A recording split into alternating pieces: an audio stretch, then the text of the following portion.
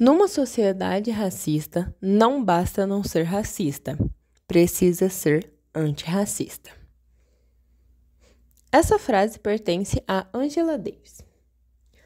Angela Yvonne Davis nasceu no dia 26 de janeiro de 1944, na cidade de Birmingham, Alabama, nos Estados Unidos. Sua cidade sofria na época de seu nascimento com a política de segregação racial, implantada na maioria dos estados do sul dos Estados Unidos. Angela Davis é filósofa, professora emérita do Departamento de Estudos Feministas da Universidade da Califórnia e ícone das lutas pelos direitos civis. Como ativista, integrou o Grupo Pantera Negra e o Partido Comunista dos Estados Unidos. Angela Davis foi presa na década de 70, acusada de conspiração e homicídio após envolvimento com o movimento dos Panteras Negras, e ficou mundialmente conhecida pela mobilização da campanha Liberte Angela Davis. Foi candidata a vice-presidente da República em 1980 e 1984. Autora de vários livros, suas obras é marcada por um pensamento que visa romper com as simetrias sociais. Agora vamos falar um pouco sobre o contexto histórico que Angela Davis viveu. Angela Davis teve uma carreira educacional muito promissora e com episódios que marcam por toda a vida, a começar pela sua vivência na escola segregada Carrie A. Tuggle Elementary School. A experiência de convívio somente com crianças negras tornou possível a construção de uma identidade negra, mesmo em um local com uma estrutura tão precária. Aos 15 anos, Davis foi para Nova York estudar na Elizabeth Hahn School pelo programa American Friends Service Committee, Comitê de Assistência dos Amigos Estadunidenses, onde aprendeu sobre o socialismo nas aulas de história. No socialismo, ela identificou uma possibilidade concreta de resolver os problemas enfrentados pelo povo negro. A partir de então, e por conta própria, Davis buscou entender melhor este movimento, nos livros aos quais tinha acesso e através da participação de uma organização marxista-leninista, irmã do Partido Comunista. Em 1961, Davis ingressa na Universidade de Brandeis, Massachusetts, para estudar literatura francesa. Nessa época, ela já se declarava comunista, embora ainda não estivesse envolvida em nenhum movimento oficial. Durante a graduação, ela consegue uma bolsa de estudos de 1 ano pelo programa Hamilton College e estudar na Sorbonne, em Paris. Lá ela se interessa por textos existencialistas de Sartre e pela fenomenologia de Merleau-Ponty. Quando retorna do intercâmbio na França, Davis se vê cada vez mais interessada pela filosofia. Decide, portanto, procurar pelo professor Herbert Marcuse, que veio a orientar nos estudos filosóficos até o fim da graduação. Após se formar em 1965, Angela Davis segue para a Alemanha para fazer pós-graduação em filosofia, cujo tema era a liberdade como categoria estética nas obras de Kant e Schiller, sob a orientação do professor Theodor Adorno, na Universidade de Frankfurt. No entanto, quando o movimento pela libertação negra passa por uma metamorfose decisiva e as organizações se transformam diante de seus olhos, Davis toma a difícil decisão de retornar aos Estados Unidos, pois sentia que precisava fazer parte daquele movimento em 1967. Ao retornar para os Estados Unidos, a filósofa vai para Los Angeles com a intenção de concluir seu doutorado na Universidade da Califórnia, sob orientação do professor Marcuse. Paralelamente, ela se envolve em diversas atividades voltadas ao ativismo político e direitos da população negra. E é neste período que ela se depara com uma questão que vai perdurar por toda sua vida política: o sexismo dentro do movimento pela libertação negra. Este período também foi marcado pela percepção da necessidade de organização das massas, que só teria efeito concreto a partir de um processo, acima de tudo, educativo. Em 1968, Angela Davis filiou-se oficialmente ao Partido Comunista através do Coletivo Xe Lumumba, do qual já fazia parte, e tornou-se professora assistente do Departamento de Filosofia da UCLA. Devido à filiação ao Partido Comunista, ela sofreu dura perseguição política pelo corpo diretivo da universidade e do governador Ronald Reagan, até ser demitida em 1969. Davis recebeu a notícia de demissão enquanto participava de uma manifestação pela libertação dos irmãos Soledad. Seu movimento com o Comitê de Defesa dos Irmãos Soledad foi usado como um pretexto para acusarem-na de assassinato, sequestro e conspiração. Ao ser colocada na lista dos 10 mais procurados pelo FBI, ela se manteve na clandestinidade em uma tentativa de tentar entender o que realmente estava acontecendo, mas logo foi presa e permaneceu cativa por 16 meses. Sua prisão, claramente política, mobilizou o mundo inteiro através da campanha feita pelo Comitê Libertem Angela Davis e todos os presos políticos, até ser inocentada de todas as acusações. Embora seu rosto se tenha tornado conhecido em todo o mundo como representante da luta pelos direitos da população negra nos Estados Unidos, Davis sempre demonstrou preocupação em não se colocar no lugar de representante de um movimento. A ação coletiva sempre foi o seu objetivo, pois entendia que a revolução não era algo temporário, mas um compromisso para toda a vida. Ela tinha consciência de que fazia parte de um processo, de um coletivo.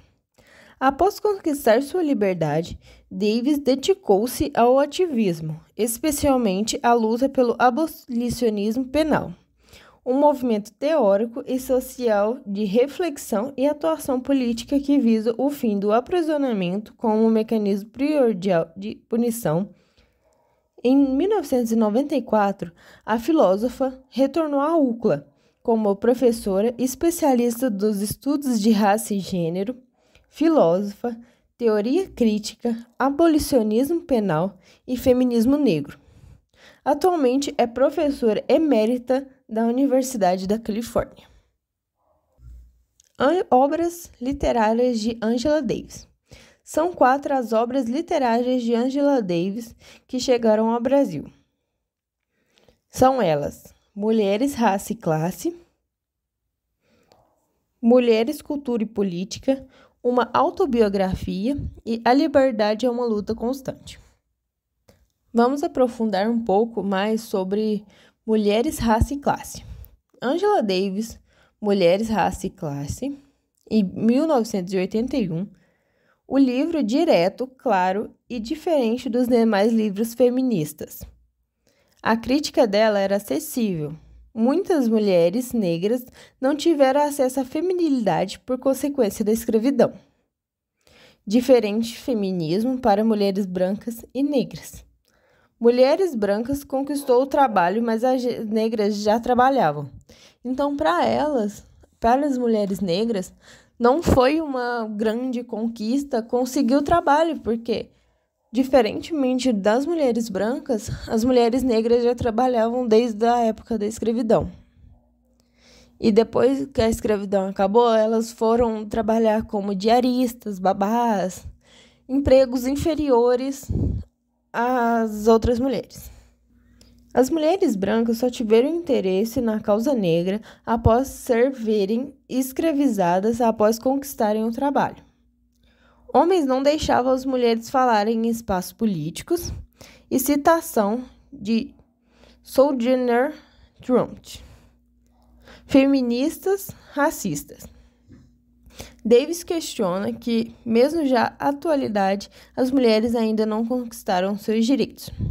Isso tudo é falado nesse livro dela, que é muito importante para a luta feminista. E ela explica muito bem a diferença entre os feminismos, porque não existe um feminismo só. Existem vários feminismos e nesse livro ela critica bastante isso e mostra o quanto as mulheres negras e as mulheres brancas têm lutas diferentes. Quais eram os pensamentos de Angela Davis? Os mais importantes são 4, que ela até escreve nos seus livros. O primeiro que a gente vai falar é sobre raça, classe e gênero estão entrelaçados. Ela fala: é preciso compreender que a classe informa a raça, mas a raça também informa a classe, e o gênero informa a classe. Raça é a maneira como a classe é vivida.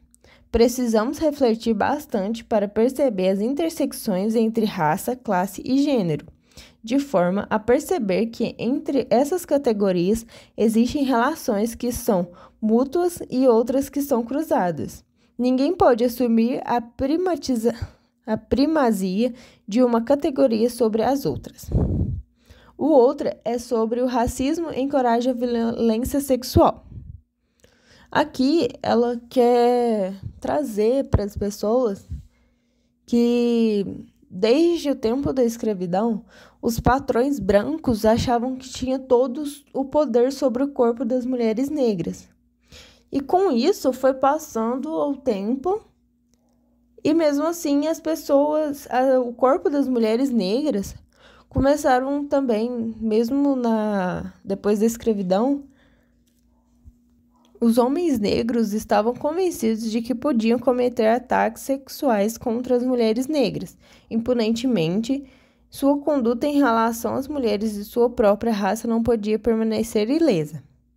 Com isso, ela também traz que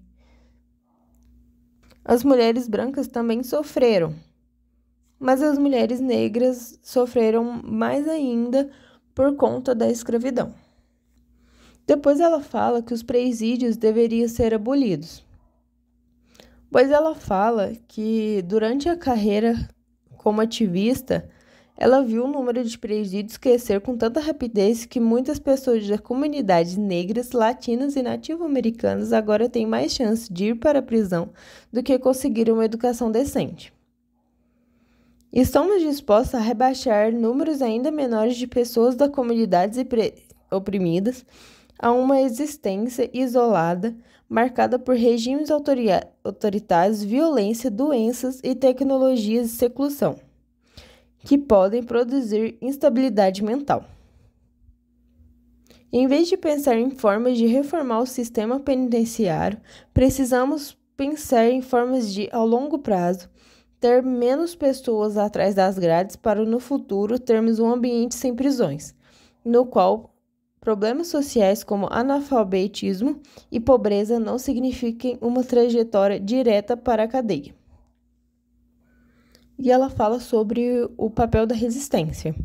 Se todas as vidas importassem, nós não precisaríamos proclamar enfaticamente que a vida dos negros importa. Todos nós temos que participar para garantir que algo seja feito para frear os danos racistas que estão acontecendo com nossas comunidades em todo o país. Este é um momento histórico. Quando você estiver à minha idade, as pessoas vão perguntar: como foi ver o movimento revolucionário reacender? Esses são os pensamentos de Angela Davis. E foi isso a nossa narrativa sobre a história de Angela Davis, de quem foi e quem é Angela Davis. Eu queria agradecer por vocês terem vindo até o final. E o nosso trabalho é com as discentes Ana Clara, Eduarda, Isadora Oliveira e Maria Eduarda Silva. E com a mentoria da nossa docente Juliana Bonfim. Isso é uma atividade extensionista da Universidade do Estado de Minas Gerais, Unidade Passos, no curso de Pedagogia, primeiro período. Obrigada.